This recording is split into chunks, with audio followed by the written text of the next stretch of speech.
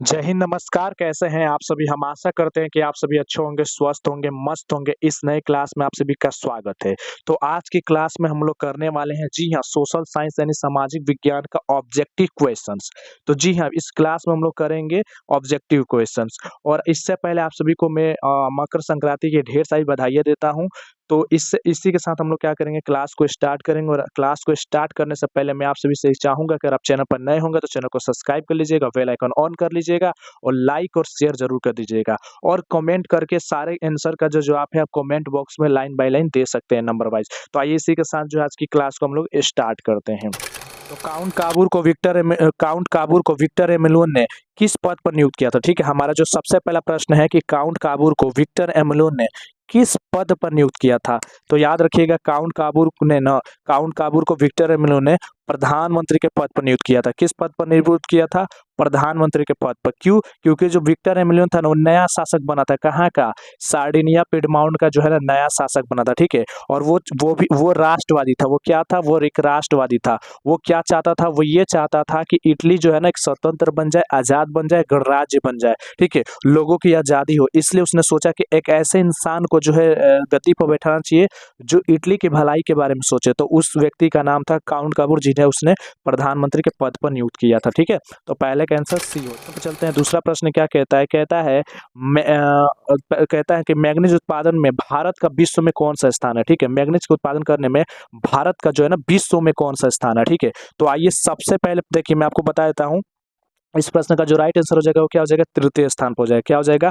तृतीय स्थान हो जाएगा। याद रखिएगा, भारत का विश्व में जो है ना, तीसरा स्थान पड़ता है। कौन सा स्थान पड़ता है? तीसरा। तीसरा पर क्या आता है? इंडिया आता है। तो आप सोचेंगे पहला दूसरा पर कौन आएगा? तो याद रखिएगा, पहला पर जो आएगा ना, पहला पर फर्स्ट, वो फर्स्ट आ जाएगा रूस। ठीक है, कौन आ जाएगा? हमारा रूस आ जाएगा। ठीक है, और दूसरा पर बात करेगा तो दूसरा पर कौन आ जाएगा? तो याद रखिएगा, साउथ अफ्रीका। क्या हो जाएगा हम लोग का? South Africa. याद रखिएगा, कौन हो जाएगा हम लोग का? South Africa. दिमाग में रखेंगे। तो पहला पर आपका हो जाएगा रूस, दूसरा पर साउथ अफ्रीका, और तीसरा पर जो इंडिया। और हमसे पूछ रहा है कि इंडिया कितना पर है, तो इसका राइट आंसर क्या हो जाएगा? सी हो जाएगा।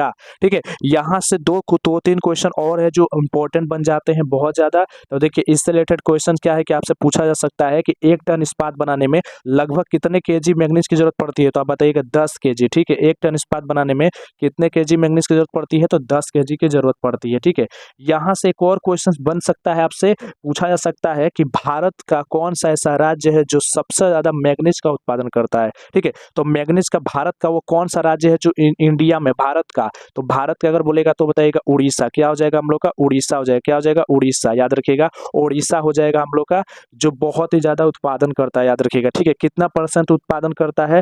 तो देश का कम से कम यहाँ पर 37% जो है ना उत्पादन होता है। याद रखिए कितना? 37% उत्पादन होता है यहाँ पर। याद रखेंगे। ठीक है, तो ये पहले स्थान पर आ जाता है भारत का। ठीक है, अब हम आगे दूसरा नंबर क्या कहता है?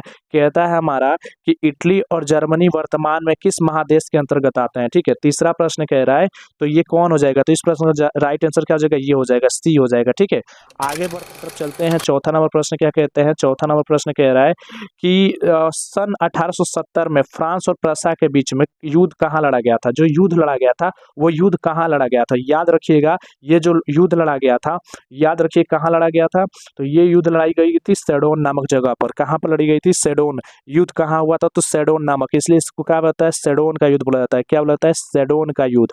क्या इसे हम पुकारते हैं? सेडोन का युद्ध बोलते हैं। याद रखिएगा। ठीक है, सेडोन नामक जगह पर लड़ा गया था 1870 ईस्वी में। याद रखिएगा। ठीक है, इसी के बाद याद रखिएगा, इसमें किसकी हार हुई थी बुरी तरह से? तो इसमें जो इस युद्ध में हार हुई थी, याद रखिएगा, फ्रांस की जबरदस्त हार हुई थी। फ्रांस जो था उसकी जो है जबरदस्त हार हो गई थी। याद रखिएगा। ठीक है, इसी के बाद याद रखिएगा, यहाँ से पूछा जाता है कि इसी युद्ध के बाद फ्रैंकफर्ट की संधि हुई थी। याद रखिएगा, इसी युद्ध के बाद जो है ना, फ्रैंकफर्ट की संधि की गई थी। संधि की गई थी, बातचीत की गई थी, बैठ करके एक विचारधारा किया गया था, लोगों को समझौता किया गया था। उस समझौता का नाम क्या रखा गया था? फ्रैंकफर्ट की संधि। और फ्रैंकफर्ट की संधि कब हुई थी? तो 10 मई 1871 ईस्वी को ये संधि किया गया था। याद रखिएगा, 10 मई 1871 ईस्वी को। ठीक है, और इसी संधि के दौरान बात पता है क्या हुआ था? इसी संधि के बाद जो है ना, जर्मनी का एकीकरण हो पाया था। याद रखिएगा, तो आपसे क्वेश्चन पूछा जा सकता है कि जर्मनी का एकीकरण कब हुआ था?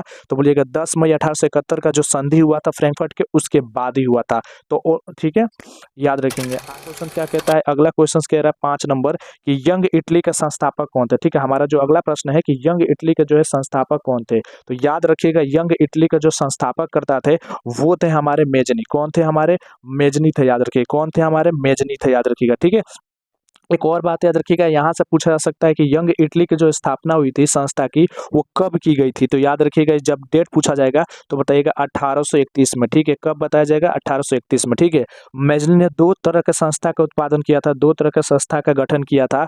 मैं आपको दोनों का नाम बता देता हूँ यहाँ पर। मेजनी जो 2 संस्था का गठन किया था, पहला किया था यंग इटली का, ठीक है, यंग इटली किया था, ठीक है, जो जो किया गया कब, 1831 ईस्वी में, याद रखिएगा, ये भी इंपॉर्टेंट है। दूसरा किया था यंग यूरोप, कौन किया था, यंग यूरोप का किया था, याद रखिएगा। ठीक है, दूसरा कौन सा था, यंग यूरोप का किया था, जो कि 1834 ईस्वी में इसका संस्थापना हुई थी, याद रखिएगा। ये दोनों याद रखिएगा इससे रिलेटेड। ठीक है, अगला क्वेश्चन क्या कहता है अगला क्वेश्चन 6 नंबर कि रक्त और लौह की नीति किसने अपनाई थी। अगर आपसे पूछा जाए कि रक्त और लौह की नीति किसने अपनाई थी, यानी तलवार लेने की, खून से लड़ाई करने की, सैनिक के बल पर जीतने की लड़ाई किसने की थी, तो याद रखिएगा हो जाएगा बिस्मार्क। ठीक है, बिस्मार्क ने किया था। किसने किया था, बिस्मार्क ने किया था। किस लिए किया था, क्योंकि वो चाहता था कि जर्मनी का एकीकरण क्या हो जाए, एकीकरण हो जाए। ठीक है, और वो जानता था कि जर्मनी का एकीकरण जो है शांति से नहीं किया जा सकता है, हमको जो है अपना एक हथियार तैयार करना पड़ेगा, हमको एक एकजुट करना पड़ेगा जिसमें हमें सैनिकों की जरूरत पड़ सकती है, याद रखिएगा, सैनिक शक्ति की जरूरत पड़ेगी, इसलिए उसने रक्त और लौह की नीति अपनाई थी, याद रखिएगा। ठीक है, क्वेश्चन क्या कहता है, 7 नंबर कहता है, 7 नंबर प्रश्न क्या कहता है कि निम्नलिखित में से कौन सा कारक जो है ना ग्राम कचहरी का अंग नहीं, इनमें से कौन से जो लोग हैं जो ग्राम कचहरी से संबंधित रखते नहीं है, तो देखिए न्याय मित्र यश, सरपंच यश, न्याय सचिव, ये तीनों है, इसका आंसर हो जाएगा ये मुखिया जी जो है हमारे ग्राम कचहरी से संबंध नहीं रखते हैं, याद रखिएगा। ठीक है, ये हमारे ग्राम सभा में चल जाएंगे। आगे बढ़ते हैं। ठीक है, क्या कहता है, अगला क्वेश्चन कहता है कि भारत में कहाँ महिलाओं के लिए आरक्षण की व्यवस्था की गई है, तो याद रखिएगा भारत में जो है पंचायती राज व्यवस्था में आरक्षण की व्यवस्था की गई, याद रखिएगा। कहता है कि ग्राम कचहरी का प्रधान कौन होता है। ठीक है, हमारा अगला प्रश्न है कि ग्राम कचहरी का प्रधान कौन होता है। ठीक है, तो याद रखिएगा ग्राम कचहरी का जो प्रधान होते हैं वो सरपंच जी होते हैं। ठीक है, ग्राम पंचायत पूछता आपसे, ठीक है, अगर आपसे पूछता है कि ग्राम पंचायत का बताइए, तो ग्राम पंचायत का आप मुखिया जी बताते हैं। ठीक है, मुखिया। ठीक है, लेकिन आपसे पूछा गया ग्राम कचहरी, तो वहां पर क्या हो जाएगा, सरपंच हो जाएगा। क्या हो जाएगा हमारा, सरपंच हो जाएगा। ठीक है, चलिए आगे क्या पूछ रहा है, अगला क्वेश्चन पूछ रहा है कि ताड़ी विरोधी आंदोलन किस प्रांत से शुरू हुआ था, तो याद रखिएगा आंध्र प्रदेश। कहाँ शुरू हुआ था, आंध्र प्रदेश में शुरू हुआ था, याद रखिएगा कहाँ शुरू किया गया था, आंध्र प्रदेश। निम्नलिखित में से कौन सा क्षेत्र प्राथमिक क्षेत्र कहलाता है, 4 ऑप्शन है, आपको बताना है कि प्राथमिक क्षेत्र कौन हो जाएगा, तो प्राथमिक क्षेत्र ये होता था कृषि क्षेत्र को जो हम लोग प्राथमिक क्षेत्र कहते हैं। ठीक है, अब दूसरा क्षेत्र किसको कहा जाएगा, इसको जो हम दूसरा क्षेत्र कहेंगे, इसको हम लोग क्या बोलेंगे, तीसरा क्षेत्र कहेंगे, याद रखिएगा। ठीक है, तो हमारा आंसर प्राथमिक क्षेत्र से रिलेटेड था, इसलिए प्राथमिक को भंग करके कौन सा आयोग लाया गया था, याद रखिएगा योजना आयोग को जो भंग करके हम लोग कौन सा आयोग लाए थे, तो याद रखिएगा वो हो जाएगा, कौन सा आंसर हो जाएगा, तो नीति आयोग लाए थे। कौन लाए थे, नीति आयोग लाए थे। है कि रूस में जार का मतलब क्या होता है, तो देखिए पीने का बर्तन नहीं। अगला कुछ यहाँ पर देखते हैं, पानी पीने का मिट्टी नहीं, रूस का सम्मत नहीं, रूस का सम्राट होता है। जार का मतलब क्या होता है, रूस का सम्राट, इसलिए आंसर डी हो जाएगा। कि कार्ल मार्क्स का जन्म कहाँ हुआ था, तो देखिए कार्ल मार्क्स का जन्म बहुत इंपॉर्टेंट प्रश्न होता है, ये हो जाएगा जर्मनी में। क्या हो जाएगा, जर्मनी के, जर्मनी आंसर हो जाएगा इसका, क्या हो जाएगा, जर्मनी हो जाएगा। ठीक है, 5 मई, ठीक है 5 मई 1818 ईस्वी में इनका जन्म हुआ था। ठीक है, याद रखिएगा कहाँ हुआ था, जर्मनी में हुआ था। बोल्शेविक क्रांति कब हुई थी, बहुत इंपॉर्टेंट प्रश्न है, तो ये फरवरी में नहीं, याद रखिएगा नवंबर 1917 में। क्या हो जाएगा, नवंबर 1917, याद रखिएगा डेट आपको याद रखना है, नवंबर 1917, क्योंकि चौथा 1905 है, तो आपको यही हो जाएगा, नवंबर 1917 भी हो जाएगा। क्या कहता है, अगला प्रश्न कहता है हमारा कि हिंद चीन पहुंचने वाला प्रथम व्यापारी कौन थे। ठीक है, हिंद चीन में पहुंचने वाला, इंडो चाइना पहुंचने वाला प्रथम व्यापारी कौन थे, तो याद रखिएगा वो थे पुर्तगाली। कौन थे, हमारा राइट आंसर पुर्तगाली हो जाएगा। 16 नंबर क्वेश्चन क्या कहता है, थोड़ा सा देख लीजिए, ऑप्शन भी देख लेंगे, ताकि चौथा ऑप्शन जो है धर्मनिरपेक्षता है। ठीक है, तो देख लेते हैं इसका प्रश्न का जवाब क्या हो जाएगा, तो कह रहा है कि मार्च 1946 में फ्रांस और वियतनाम के बीच होने वाला समझौता को किस नाम से जाना जाता है, तो याद रखिएगा होनोई समझौता हो जाएगा। क्या हो जाएगा, होनोई समझौता के नाम से जाना जाता है। याद रखिए क्या हो जाएगा, फ्रांस और वियतनाम के बीच जो समझौता किया गया था, उस समझौता को जो है ना हम हनोई समझौता के नाम से जानते हैं। प्रश्न क्या कहता है, एटीएम का अर्थ क्या होता है, याद रखिएगा एटीएम का मतलब क्या होता है, एटीएम का फुल फॉर्म बताना। ठीक है, तो ऑटोमेटिक टेलर मशीन, देख लीजिए कहाँ देख, ऑटोमेटिक शौचालय टेलर मशीन, आंसर ए हो जाएगा। क्या कहता है कि उपभोक्ता द्वारा शिकायत करने के लिए आवेदन शुल्क कितना मिलता है। देखिए, कोई भी ग्राहक जब जो कुछ चीज़ का उपभोग करता है तो वो ज़रूरी नहीं है कि किसी भी बात की शिकायत के लिए उसको कुछ पैसा देना पड़ेगा।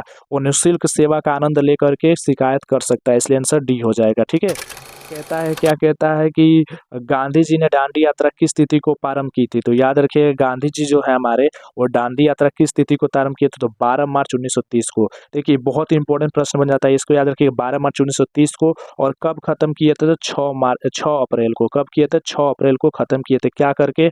नमक बनाए थे, किससे। समुद्र के पानी से जो है ना नमक बनाया। इससे क्या हुआ, अंग्रेजों का जो घमंड था वो टूट गया। यानी जो उन्होंने कानून बना के रखा था नमक टेक्ट, वो टूट गया। ये गांधी जी ने ही किया था, याद रखिएगा। ठीक है, तो ये 12 मार्च से लेकर के 6 अप्रैल तक चलाए थे, याद रखिएगा। 6 अप्रैल 1930 तक। ठीक है, और कहाँ से शुरू किए थे। दांडी यात्रा था, याद रखिएगा। और यहीं से जो है ना सविनय अवज्ञा आंदोलन की शुरुआत हुई थी। यहीं से जो है ना सविनय अवज्ञा आंदोलन की जो उन्होंने शुरुआत की थी, याद रखिएगा। ठीक है, और याद रखिएगा। आगे बोलते हैं। कहता है कि संजय गांधी जैविक उद्यान किस नगर में स्थित है। तो याद रखिए हो जाएगा पटना। क्या आंसर हो जाएगा, पटना। मैं उम्मीद करता हूँ यहाँ तक आपने देखा और आपने इन 20 प्रश्नों में आपने कितने प्रश्नों का सही सही जवाब दिया। आप कमेंट बॉक्स से लाइन बाय लाइन जवाब दे सकते हैं। मिलते हैं फिर से इसी तरह से एक इंटरेस्टिंग वीडियो के साथ। तब तक के लिए जय हिंद, जय भारत, जय बिहार।